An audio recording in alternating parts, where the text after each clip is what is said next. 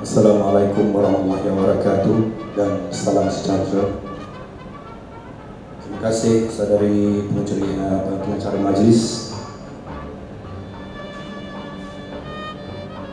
Yang Berkuasa Tuan Haji Muhammad Musa bin Idris, Ahli Lembaga Amanah Yayasan Selangor, Yang Berkuasa Encik Abdul Zaki Hadri, Presiden Perupa, Yang Berbahagia Yang Mulia Raja Datuk Zahabuddin Raja Yaakob, Ahli Lembaga Amanah Yayasan Selangor, Yang Berbahagia Datuk Dr. Ibrahim Ghaffar, Yang Berbahagia Datuk Taib Ali, mantan pengurusi YSN, 55 seniman yang berada di sini pada hari ini, Datuk-datuk, datin-datin dan siapa pun, alhamdulillah, khasnya rakan-rakan media yang bersama-sama pada hari ini. Alhamdulillah saya dijemput untuk merasmikan pameran pada hari ini dan saya pun tak tahu kenapa saya dijemput.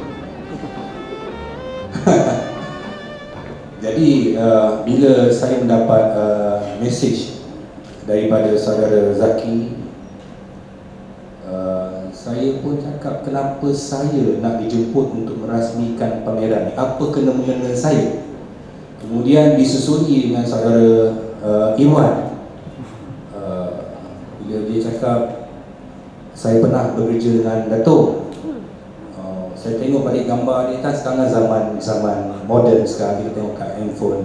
Oh, Iwan dia pernah menjadi art director untuk drama-drama filem-filem saya. Jadi saya pun sambutlah Iwan dulu.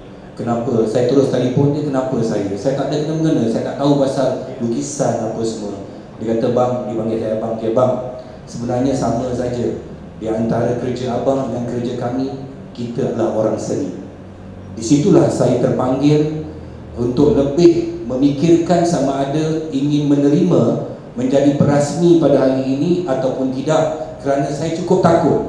Saya cukup takut kerana saya amat menghormati seniman-seniman yang menjadi pelukis-pelukis ini.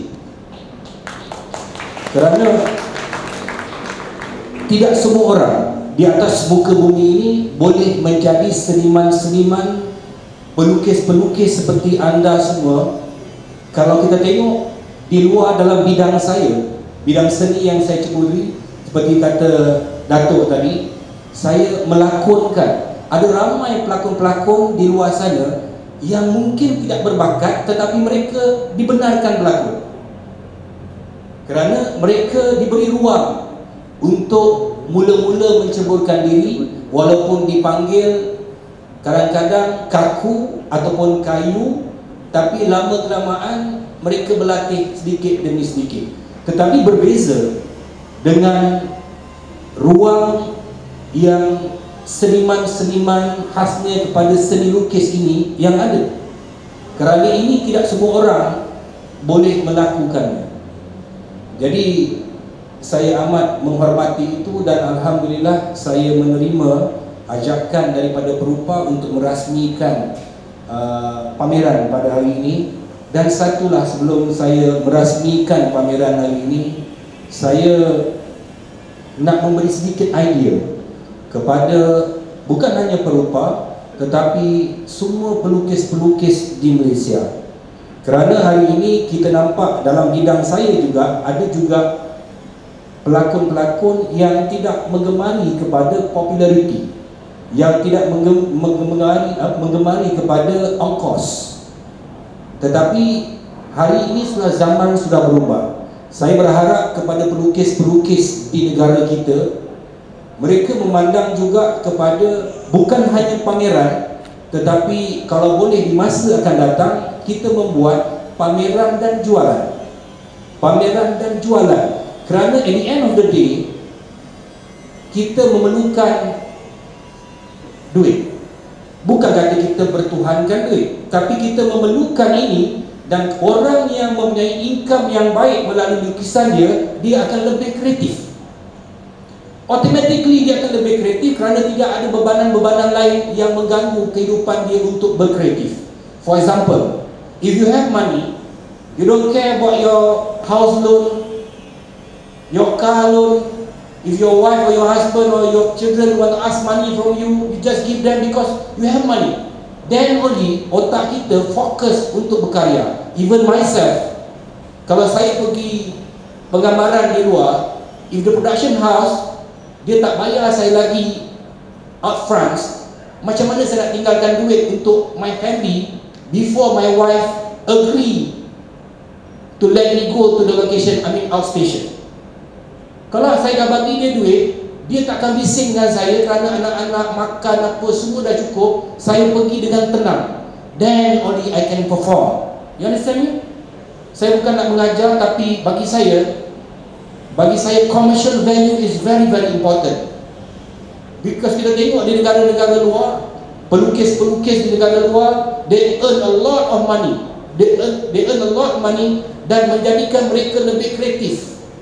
Dan saya ingin mencadangkan, kerana saya mengenali ramai pelukis-pelukis yang kadang-kadang menjual lukisan mereka dengan harga yang murah, very cheap, and then there is a middle person yang beli daripada pelukis-pelukis hebat kita ini. Mereka bawa lukisan-lukisan ataupun kerja-kerja seni ini ke luar negara dan mereka menjual dengan harga yang mahal. Mereka menjadi orang tengah, menjual dengan harga yang mahal. So ini sepatutnya tidak berlaku. Saya masih ada pengalaman seorang pelukis, saya tak tahu dia ada dekat sini hari ini ataupun tidak. Nama dia Dan Jolobu. Ada tak kat sini? Nama dia Dan Jolobu. Dia melukis dengan menggunakan, saya tak tahu apa nama, menggunakan pen, gambaran-gambaran kampung. Dan saya membeli lukisan dia agak banyak. Bukan saya minat lukisan, saya tak pandai pasal lukisan, tapi saya jatuh kesian dekat dia. Kerana apa? Kerana setiap tahun bila sampai penghujung tahun untuk buka sekolah, dia akan menelpon saya. Dia akan menelpon saya, cakap nak jumpa, dan saya dah tahu dia akan bawa lukisan kepada saya. Kerana anak dia ingin masuk ke asrama ataupun buka sekolah. Begitulah hebatnya seorang pelukis. Yang saya tanya dengan dia, "Bang, abang ada buat kerja lain tak?" Dia kata, "Abang tak ada buat kerja lain. Inilah hasil titik peluh abang membesarkan anak-anak abang." Dan saya melihat lukisan dia yang mana besarnya lebih kurang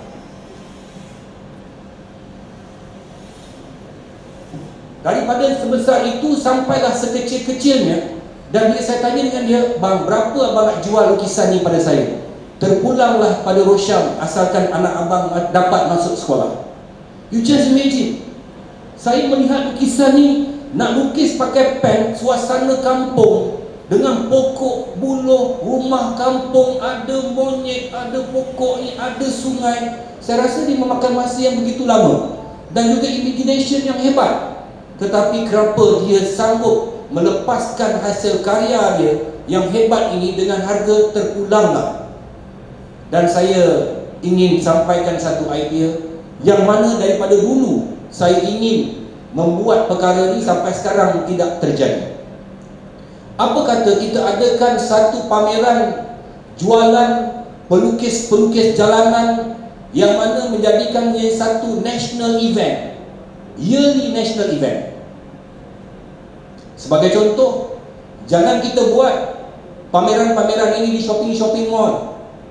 Untuk permulaan mungkin kita boleh minta daripada kerajaan negeri, kita ada taman-taman yang hebat ataupun tempat-tempat yang hebat ini bagi ruang untuk setiap pelukis ada di bawah-bawah pokok di kawasan taman-taman rekreasi, for example. Di situ kita boleh melakukan promosi yang besar-besaran, mengatakan, dan bukan hanya pelukis dalam Malaysia, dan hari ini we have a participant from overseas juga. Kita boleh jemput mereka dan pelukis-pelukis itu terus deal dengan pembeli straight. Dan saya rasa ianya akan menjadi satu perkara bulanan atau tahunan atau mingguan, terpulang kepada perupa untuk menjadi teras untuk membawa tanggungjawab ini. Bukan hanya pameran mengekspresi bakat seni yang ada, tetapi satu pameran yang mengekspresi bakat seni dan juga memberi pulangan ke dalam coaching. Ini amat penting bagi saya. Ini amat penting. Jadi kalaulah boleh kita berupa menjadi teraju untuk menjadikan angan-angan saya ni, agar ada satu negeri punya event atau national event, boleh kita minta perupa boleh memohon bajet ataupun grant ataupun bajet daripada pihak Kementerian Pelancongan Malaysia, pakai contoh. Dan ianya boleh dilakukan secara besar-besaran, kerana perupa pun saya dengar tadi doktor kata dalam 4 tahun melakukan perkara yang sama dan dapat support yang begini.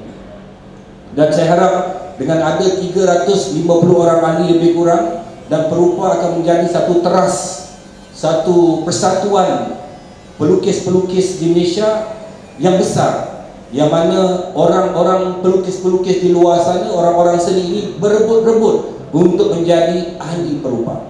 Itulah yang saya harapkan, insya-Allah. Jadi, dan kalau ada idea ini, kalau ada sokongan daripada ahli-ahli, ianya akan jadi kenyataan. Lupakanlah, kalau dulu-dulu orang seni selalu cakap, aku berseni, aku tidak kira kepada wang ringgit. Itu dulu. Aku orang seni, aku tidak kira kepada populariti. Itu dulu. For me it's very simple. Kerja yang baik mesti ada komersial yang baik. Di antara kerja yang baik dan populariti amat penting. Menjadi ahli perupa, menjadi sebuah persatuan. Persatuan ini mesti popular. Dan saya rasa itu di antara sebab kenapa dia orang panggil saya menjadi Prasni. So hari ini mungkin insya-Allah kalau saya dapat video, saya akan upload dekat dalam saya punya Instagram. Ya, dan semua rakan-rakan yang ada di sini, ambil gambar pada hari ini, kita sama-sama kita gunakan social media untuk menjadikan pameran kali ini pameran yang dikunjungi oleh ramai orang. Tak kira apa bangsa, Melayu, India, Cina, kita viralkan.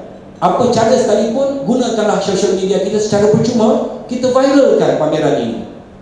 Dan insya-Allah di masa akan datang, bila sebut saja pasal pameran ini, orang tertunggu-tunggu untuk datang, kerana bukan hanya melihat kepada pameran itu, juga ada jualan, juga ada aktiviti-aktiviti lain. Kalau kita nak harapkan orang yang suka kepada seni itu saja, dia akan menjadi terhad untuk datang. Sebagai contoh, kalau kita buat pameran yang saya katakan tadi, pameran dan jualan di jalanan, contohnya yang terbesar di Malaysia ke something like that, kita harus memikirkan bahawa kita juga kena ada untuk kanak-kanak apa aktiviti dia.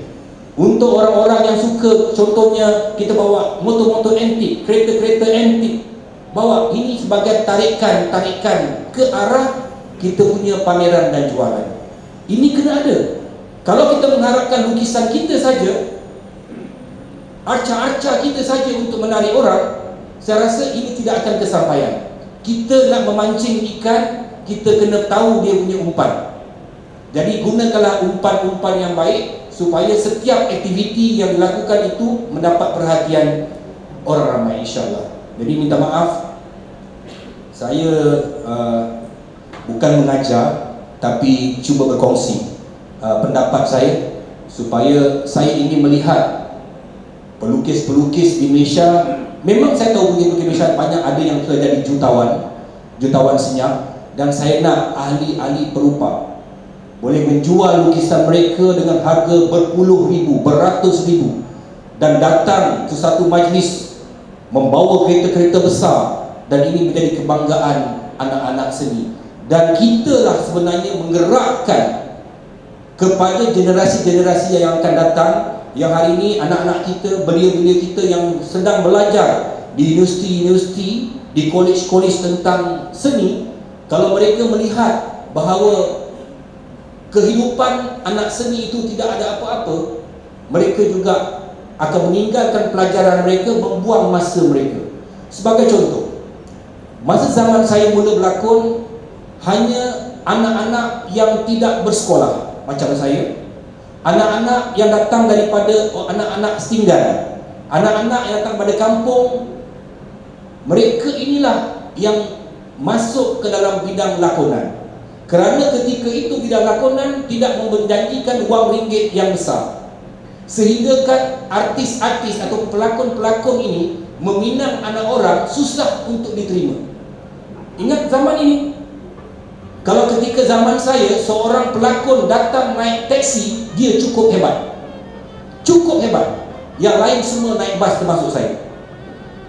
Tapi hari ini cuba tengok satu perubahan sudah berlaku, di mana anak-anak yang belajar law, yang belajar doktor, yang graduate, semua nak menjadi anak-anak pelakon, nak jadi penyanyi. Kenapa? Kerana income-nya melebihi daripada seorang doktor, melebihi daripada seorang arkitek, melebihi daripada seorang peguam, melebihi.